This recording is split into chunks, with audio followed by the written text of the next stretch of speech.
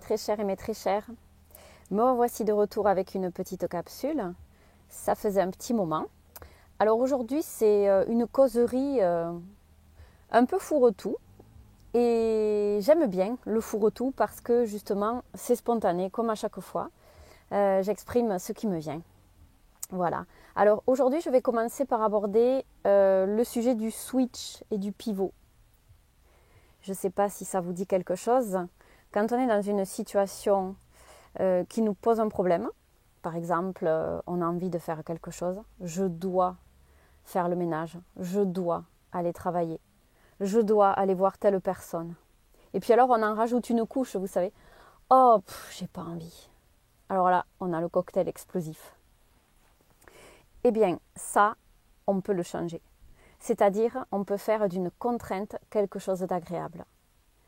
Et par expérience, ça fonctionne bien. Parce que c'est en orientant nos pensées, qui sont des énergies, qu'on arrive à créer quelque chose de différent. Vous le savez déjà. Donc, plutôt que de dire « je dois faire », préférez plutôt « je choisis de ». J'ai envie de, je m'oriente vers, je crée cela. Qu'importe, quelque chose qui vraiment vous fasse passer d'un état plutôt négatif à un état finalement où vous allez avoir envie de faire et vous allez même être content de faire. Voilà, ça c'est la première chose pour le pivot. Vous l'appelez comme vous voulez. Moi je l'appelle le switch, le pivot.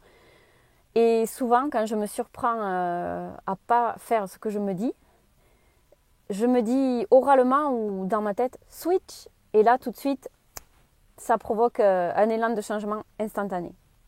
C'est un peu magique en fait. Alors on peut aller un peu plus loin sur le pivot. Je ne sais pas si vous avez déjà entendu parler de ce terme. Moi je l'aime bien le pivot parce qu'il est quand même assez symbolique dans la représentation que l'on peut s'en faire. Alors prenons un exemple.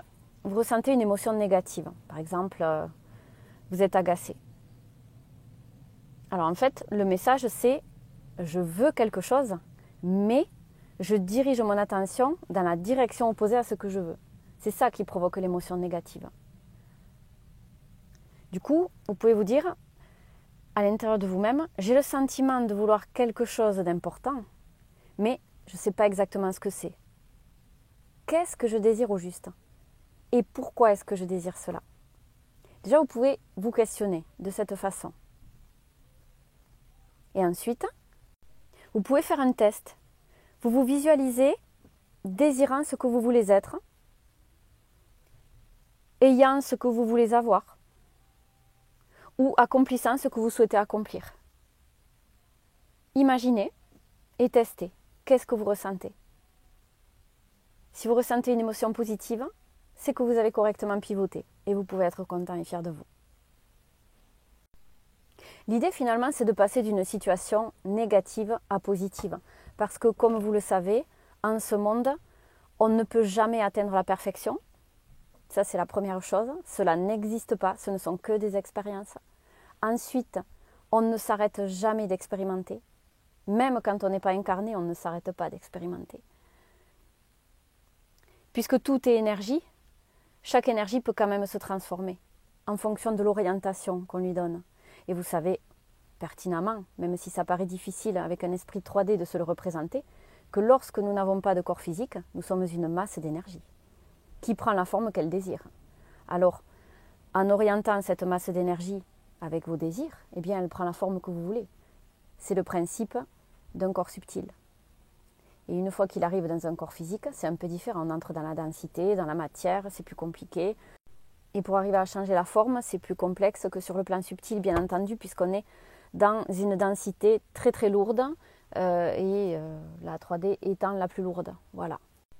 Donc pour en revenir au fait que nous sommes là pour expérimenter et non pour être parfait, non pour être validé, non pour être reconnu, on est juste là pour comprendre, ça c'est un petit rappel, les contrastes que l'on vit. Autant dans le down que dans le up, ces contrastes doivent être compris, équilibrés si on ne veut pas vivre des choses trop inconfortables. Et plus on va se rapprocher de ce point d'équilibre, vous savez, comme la ligne droite vers laquelle on tend, eh bien il y aura moins de remous et ce sera plus confortable. Voilà, ça déjà c'est la première chose. N'importe qui sur cette planète, je pense, j'imagine, a envie de se sentir bien? Qui aurait envie de souffrir, d'être triste, d'être en colère, consciemment, se dire ah ben tiens, aujourd'hui je me lève, j'ai envie de vivre que des trucs pas cool, je vais tout faire pour que ça m'arrive. Personne, je pense pas. À moins d'être un peu masochiste, mais quand on est masochiste, ça explique quelque chose. On est dans un cercle, une boucle qu'il faut casser pour s'en libérer. Parce que la plupart du temps, vous savez, quand on dit par exemple « Oh là là, mais ça, j'ai pas envie de le faire et je reviens encore à faire ça. » Et je suis dans un cercle et ça continue et ça revient et ça recommence. Et on se met en colère, on se maudit même des fois. Mais pourquoi je fais ça alors que j'ai pas envie de le faire? Là, encore une fois, on est en contradiction. Parce qu'on est dans des boucles d'habitudes, de schémas répétitifs, pas forcément conscientisés. Et voilà, donc ensuite, il faut poser la première pierre, puis la seconde, et ainsi de suite, pour pouvoir défaire tous ces schémas. Donc dans ce contexte, pour évoluer dans notre expérience, eh bien on a besoin de l'autre pour avancer. Parce que si on vit tout seul dans la forêt, avec rien autour, seul face à soi-même, eh bien on ne va pas se confronter. À quoi on peut se confronter si on est seul dans le silence? On va se confronter à des animaux, c'est pas eux qui vont nous confronter le plus. C'est un humain qui a de l'ego, comme nous, qui a son caractère, qui a ses faiblesses, qui a ses failles. Ça fait partie du jeu. Tous nous sommes faits ainsi. Et c'est juste parce que ça nous permet de comprendre l'expérience. Comment je peux me libérer de cette réaction? Comment je peux faire autrement sur cette situation? Qu'est-ce que la situation de cette personne que j'ai trouvée assez virulente, par exemple, envers moi, m'indique? Et bien souvent, ce n'est pas contre nous d'ailleurs. On en fait souvent des affaires personnelles de ce que nous vivons, mais pas du tout. Vous voyez, par exemple, des fois, une personne qui est pas bien en ce moment, ou qui est en train d'évoluer, d'avancer, qui conscientise des choses, ou tout simplement qui a des problèmes dans sa vie personnelle, par exemple, vu qu'elle n'est pas bien dans son intérieur, elle va s'adresser à une personne sur un ton un peu, par exemple, un peu cavalier, parce que cette personne n'est pas bien, donc elle est dans l'impatience. Elle n'arrive pas à parler sur un ton doux, calme, bienveillant, parce que dans son intérieur, ça ne va pas, et c'est tout à fait logique, quelque part. Et bien la personne d'en face peut le prendre contre elle, et se dire « Oh là là, pourquoi elle me parle comme ça? Qu'est-ce que je lui ai fait ?» Alors que pas du tout, ça n'a rien à voir avec elle. Combien de fois fait-on des affaires personnelles comme ça? Et là, dans ce cas, ce qui est pas mal, c'est d'aller investiguer. On s'adresse à la personne, on prend notre courage à deux mains, puisque bon, peut-être qu'on peut avoir peur de s'agacer un peu plus, de la blesser ou de mal dire les choses. Bon, c'est pour ça que c'est très important de communiquer avec les bons mots, avec son cadre. Et du coup, la personne en face avec son cadre va pouvoir s'ajuster sur le nôtre, même s'ils sont différents. Et du coup, on peut lui dire je t'ai fait quelque chose, pourquoi tu me parles ainsi, qu'est-ce qui se passe, dis-moi ce que j'ai fait ou pas fait, que tu attendais, par exemple, pour aller un petit peu aux nouvelles. Et là, la personne va vous dire, mais pas du tout. En fait, aujourd'hui, j'ai eu une journée complètement pourrie. Je me suis engueulée avec mon chef. Mon collègue de travail, il n'était pas content, donc il m'a claqué la porte au nez. Enfin, et puis après, je me suis renversé le café dessus parce que j'étais énervée. Bref, ma journée, elle a mal débuté. Et du coup, après, j'étais dans une mauvaise vibration le reste de la journée. Et là, pouf, vous dites, ah ben ouais, voilà. Donc en fait, je me suis projetée sur ce que potentiellement pouvait dire ou faire l'autre. Et en fait, c'était pas du tout destiné à moi, ou voilà, je suis pas responsable. Ça, par exemple, ça fait partie de l'expérience aussi, voyez. Donc voilà, on est tous là pour comprendre à travers les autres tous ces miroirs qu'on a en face. Et c'est pas en étant tout seul retranché dans la forêt, bien même si c'est très agréable et qu'on est quelque part un petit peu en dehors du système avec notre volonté de ne pas encourager ce système, c'est salutaire. Mais à côté de ça, est-ce qu'on va vraiment apprendre des leçons? Parce que c'est au contact vraiment des autres humains qu'on apprend. C'est au contact de la communauté. C'est un peu comme l'accompagnement. Je le dis régulièrement, je me plais à le dire même, je vais le dire comme ça. Quand on accompagne d'autres personnes, c'est pas de l'ingérence, c'est de l'entraide. Parce que si un jour j'ai besoin d'aide, eh bien, je vais aller la demander à l'autre. Je vais lui dire, écoute, est-ce que tu aurais la gentillesse de m'aider? Est-ce que tu es d'accord pour me donner un coup de main là-dessus? Voilà, et la plupart du temps, la personne va vous dire, oui, bien sûr, je vais t'aider, il n'y a pas de souci, avec plaisir. Il faut oser aller voir l'autre. On est là pour ça. C'est ça les relations humaines, l'entraide, l'empathie. Beaucoup de personnes, en ce moment, je le vois, c'est vrai qu'en accompagnement, souvent les personnes le disent. Il n'y a plus d'entraide, il n'y a plus d'empathie dans ce monde. Enfin, c'est très rare, on n'en voit presque plus comme avant. Avant, il y avait de la solidarité, il y avait des valeurs. On courait dans les champs, quand on sortait d'école, on allait jouer, il n'y avait plus d'écran, on collait pas nos gosses devant la télé. Enfin, j'en ai entendu des tas et c'est vrai. Eh bien, avant, il y avait toutes ces valeurs-là. Donc, moi, ce que j'invite aujourd'hui mes accompagnés et moi-même à faire, d'ailleurs, je le fais quand je peux, c'est vraiment revenir aux sources, en fait, à ce qui nous a construits au départ. Là où on se sentait bien, on était dans la 3D, on était dans la matière, on était connectés, on courait dans les champs, on avait nos pieds reliés à la terre. Et là, on ne parlait pas d'ancrage, on ne parlait pas de reliance à l'astral ou quoi que ce soit. On avait les pieds dans l'herbe et puis on courait, on s'amusait, point barre.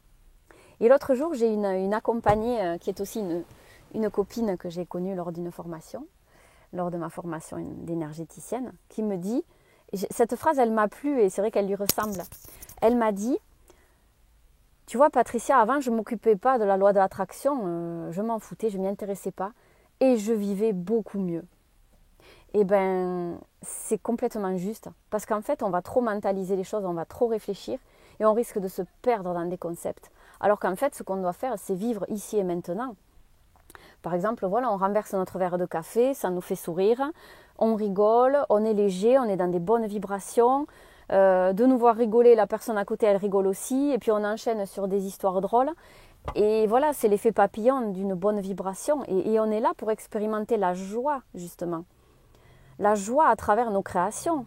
Parce qu'on est des créateurs. Et ça, on le perd de vue souvent. On se victimise. Oh là là, pourquoi il m'arrive ça ? Au lieu d'essayer de comprendre, de dire, tiens, puisque je suis un créateur, que j'ai la main là-dessus, comment je peux me sortir de ce schéma où j'attire ça, justement ? Qu'est-ce que je peux mettre en place ? Et c'est là que c'est fort. Encore un pivot, vous voyez, justement.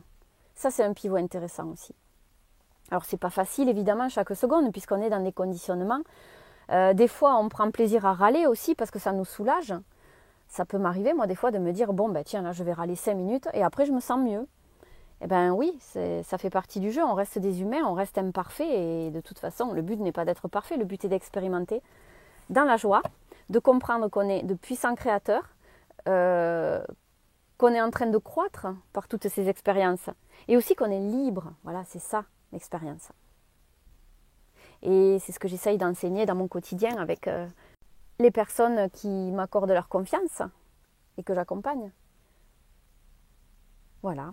Donc, pour parler d'accompagnement, puisque c'est du vrac et qu'on aime bien le vrac, c'est comme pour Noël, les chocolats en vrac. On achète des petits coffrets, et bien voilà, là c'est pareil. On achète des petits coffrets, il y a plein de petites choses intéressantes. Je vais prendre, qu'est-ce qui m'attend là ? Une surprise. Je prends, tiens, le papier blanc, qu'est-ce qu'il y a derrière ? Hop, ça me plaît. Et derrière le rouge, qu'est-ce qui s'y trouve ? Et bien c'est un peu ça. Donc je vais y venir justement à l'accompagnement, à mon accompagnement. Alors voilà, eh bien, en ce moment, il y a une grande réorganisation et puis je suis appelée vers, finalement, je me rends compte sur mon chemin, par les expériences que j'ai vécues, que finalement, mon cheminement, il est dans ma propre création, ma propre créativité. Et là, c'est une telle évidence quand je fais le bilan de ce qui m'est arrivé dernièrement, je comprends que c'est à moi de créer ma méthode, ce que je propose, mon savoir. Je comprends que c'est à moi de mettre en œuvre tout ça, que j'en suis capable. Et c'est ce vers quoi je vais tendre là. Parce que là, je l'ai mis en place tout récemment. Et puis, je me rends compte que je suis dans une joie incroyable.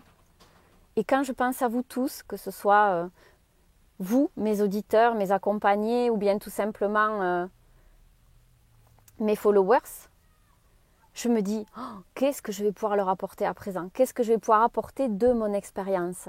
Et eux, ils apporteront un retour de leur expérience. C'est magique.